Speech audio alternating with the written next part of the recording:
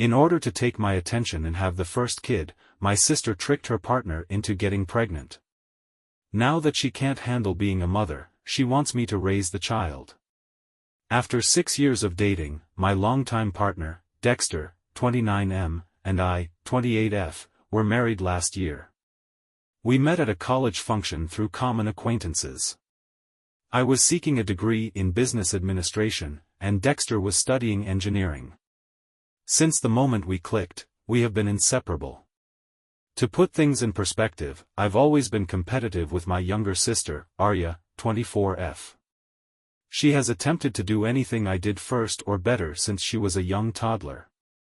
3-year-old Arya hurled fits until our parents enrolled her in ballet courses when I was 7 years old. Even though she had never been interested in sports, she suddenly became interested in basketball when I joined the school team in the 8th grade. She insisted on taking lessons and putting in extra practice time. When I started playing the piano at the age of 15, Arya worked hard to surpass me at the yearly recital. Throughout high school and college, this trend persisted. Arya studied tirelessly until she received straight A+ and extra credit, while I received straight A's. In my sophomore year, Arya put in endless effort to gain admission to an Ivy League university with a better scholarship after I got accepted to State University on a partial scholarship. Our parents supported her actions, viewing Arya as their ideal kid while frequently ignoring my accomplishments. While I had to work part-time jobs to help pay for my tuition, they spent thousands on her Ivy League education. After learning about my relationship with Dexter on social media, Arya began dating his younger brother, Kenneth, 26M, a few months later. Their connection appeared forced. Kenneth was in his senior year of high school, but the fact that the girls were seeing brothers was cute in the eyes of our parents.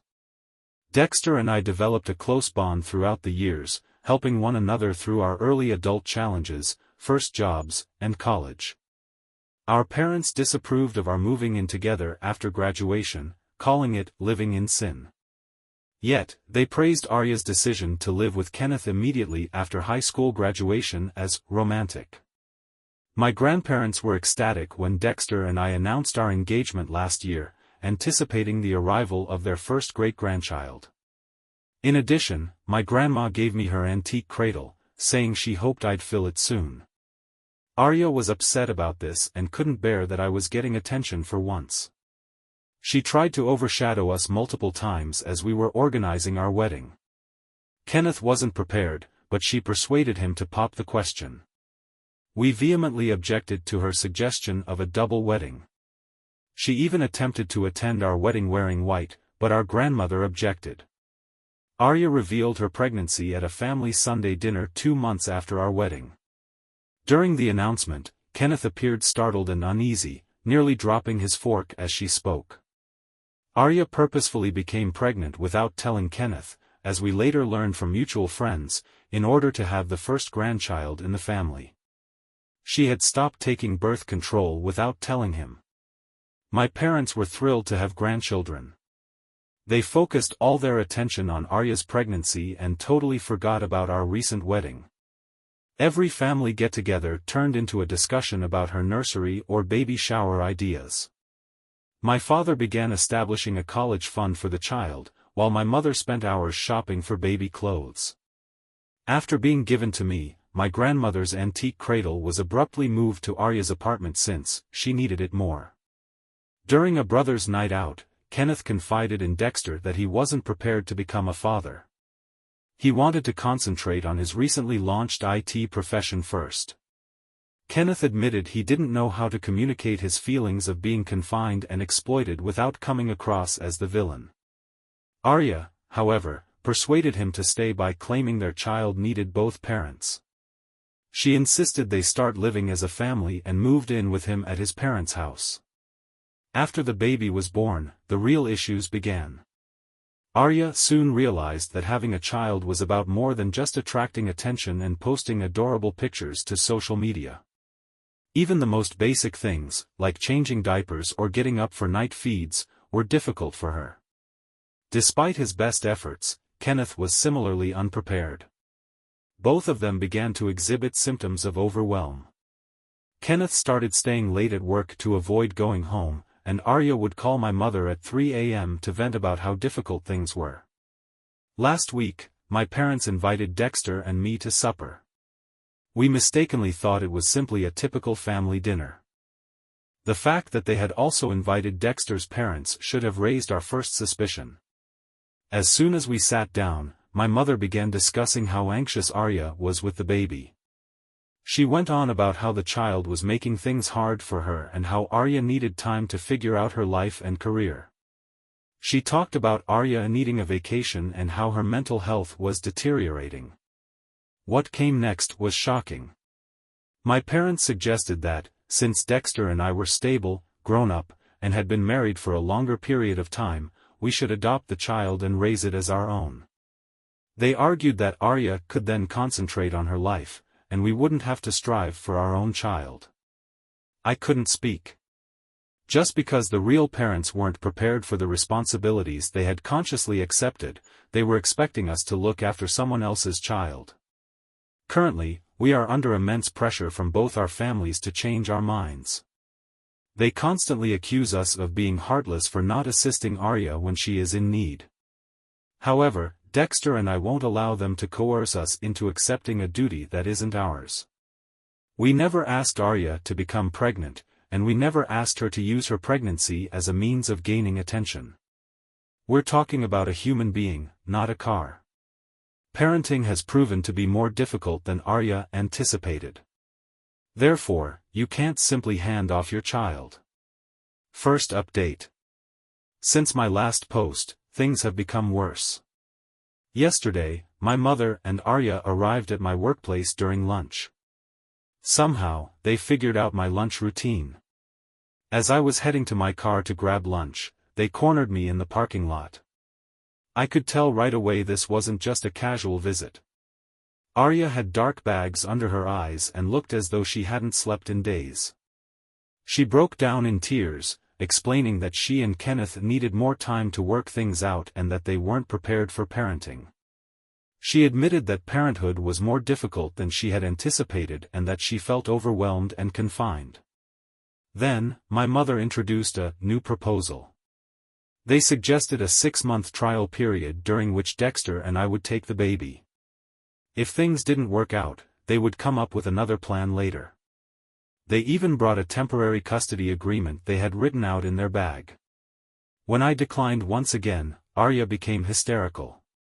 She screamed that I was ruining her life and that I didn't love her if I refused to help her. She accused me of being bitter and self-centered, claiming that I was doing this to punish her. Several of my coworkers, also on their lunch break, stopped to stare at the scene.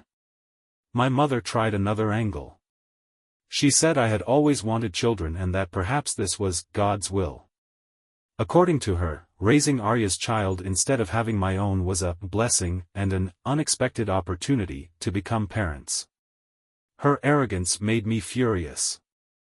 I told them both to leave, and when they wouldn't, I called security. That evening, around 7 p.m., they showed up at our house, this time with Kenneth's parents in tow. Clearly, this was an organized ambush. Fortunately, Dexter was home. When they tried to resume their emotional manipulation, Dexter was adamant and demanded they leave. They refused, saying they wouldn't go unless we agreed to take the baby. Kenneth's mother wept about how her son's life was being destroyed. My mother insisted that Arya needed help because of her postpartum depression, completely ignoring the availability of actual medical and psychiatric assistance. Then Arya dropped a bombshell. She revealed she had already purchased tickets to Europe with Kenneth. They intended to leave the baby with us while they went on their trip. Her plan was to drop the baby off under the guise of babysitting and force us into taking care of the child permanently. I was absolutely stunned by her selfishness. I immediately told her I would call CPS if she abandoned her child. I reminded her that abandoning a child is illegal and that I wouldn't hesitate to report them. This threat shook them. My mother started pleading with us not to involve the authorities, claiming it would ruin Arya's life and future career opportunities. Kenneth's parents tried bribing us with promises of raising Dexter's inheritance and even offered to buy us a new car and a larger house if we agreed. We still refused. When they realized we weren't budging, they left, looking utterly defeated. Arya made one last attempt to guilt-trip me before leaving. She brought up my desire to be a mother, saying I was throwing away my only chance. I told her my dream of motherhood didn't involve condoning her reckless actions. My mother warned us that we would regret this decision, accusing us of being unkind and saying family should support family. Kenneth's father muttered something about this affecting our status in his will before they all finally left. Dexter and I talked late into the night. We agreed we needed to take further measures to protect ourselves from future ambushes. We're now considering installing security cameras at our house and have alerted security at my workplace to prevent uninvited visitors. The lengths our families have gone to impose their will on us are astonishing. If they persist, we may pursue legal action. After the ambush at our home and the parking lot incident, I decided to speak with my grandfather. He has always been the voice of reason in our family, and I needed his perspective. Knowing my grandmother would be at her weekly bridge club, I brought my grandfather's favorite lemon cake and visited him at their home. When I arrived, he was reading the newspaper in his study, as he often did after lunch. He greeted me warmly, but the moment he noticed how upset I was, his demeanor turned serious. I sat in the worn leather chair across from him, the same one I'd sat in as a child, and told him everything. I explained Arya's intentional pregnancy, her inability to cope with motherhood, and how my parents were pressuring us to adopt her child. I recounted the ambushes at work and home and how they even planned to leave the baby behind to force us into caring for it. As I spoke, I saw his expression shift from concern to anger. He had heard a different version of the story from my parents. According to them, Dexter and I had initially offered to adopt the baby and then cruelly changed our minds, leaving Arya devastated. They painted Arya as a victim and us as selfish for refusing to help. When my grandfather learned the truth, he was furious. He couldn't believe his own daughter, my mother, would attempt to make me raise Arya's child. Arya's plan to abandon the baby and run off to Europe enraged him even more. He muttered that this wasn't how he and my grandmother had raised their children. Despite my grandmother's bridge club meeting, my grandfather called her immediately. He wanted her to hear the full story. When she arrived home, I repeated everything. By the end, both of them were visibly distressed. My grandfather then made a surprising offer. Among his many holdings was a beautiful property in a quiet area about an hour from our current home. The house had recently been vacated by tenants and needed minor repairs. He said we needed to remove ourselves from this toxic situation and offered to give the house to us. At first, I hesitated. The house was worth at least $500,000, and I couldn't imagine accepting such a gift. But my grandfather insisted. He explained that he had already planned to leave it to me in his will, and giving it to us now would allow us to escape the chaos. My grandmother agreed wholeheartedly. Sometimes, the only way to deal with toxic family dynamics is to create physical distance, she said. The very next day, their lawyer prepared the paperwork, and the house was officially transferred to our names. It came with one stipulation: we couldn't sell the house for at least 5 years. This was meant to prevent anyone from trying to coerce us into selling it and handing over the proceeds. When I told Dexter about the offer, he was stunned. While he had always been on good terms with my grandparents, this level of support was unexpected. We spent the entire night discussing the offer and its implications. Ultimately, we decided to accept. Although moving an hour away would mean longer commutes, the peace and distance from our families were worth it. 3 months ago, we moved into the house my grandfather gifted us, and it has been the best decision we've ever made. The distance and privacy have brought us a sense of peace we hadn't experienced in months. The first thing we did after moving in was change our phone numbers. Only my grandparents and a select group of close friends were given the new numbers. To ensure our safety, we also installed a full security system with cameras. The house itself is a dream. We spent the first month repainting and personalizing it. I turned one of the spare rooms into a cozy library, a project I'd always dreamed of, and Dexter set up a home office. The spacious backyard has become our sanctuary, a place where we can plant, relax, and leave the chaos of the past behind. As for Arya and Kenneth, they never made it to Europe. When they realized we were serious about calling CPS, they were forced to step up as parents. Mutual acquaintances have informed us that they are finally attending parenting classes and seeking childcare assistance. While it's good to hear they're taking responsibility, we don't plan on re-establishing contact anytime soon. Kenneth's parents have stopped threatening us with inheritance penalties, realizing that tactic wouldn't work. My mother, however, has continued her attempts to guilt-trip us. She sends messages through distant relatives, accusing us of being cruel and claiming that Arya's depression is our fault. She even tried contacting me through my work email, but thankfully, my employer takes privacy seriously. Last week, she sent a message via a cousin, insisting we were tearing the family apart and acting childishly by distancing ourselves. My father has also been spreading stories about how we abandoned the family during a time of need. However, those who know the full truth understand why we made the decision to step away. Throughout this ordeal, my grandparents have been our strongest allies. They've made it clear to everyone that they support our decision.